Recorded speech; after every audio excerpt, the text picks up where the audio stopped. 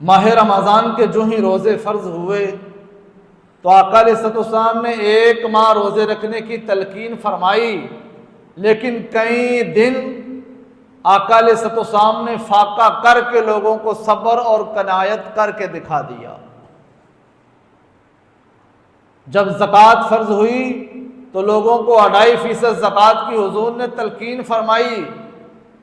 کہ آپ نے 2.5% زکوٰۃ دینی ہے، لیکن خود آقا علیہ الصلوۃ والسلام کی بارگاہ میں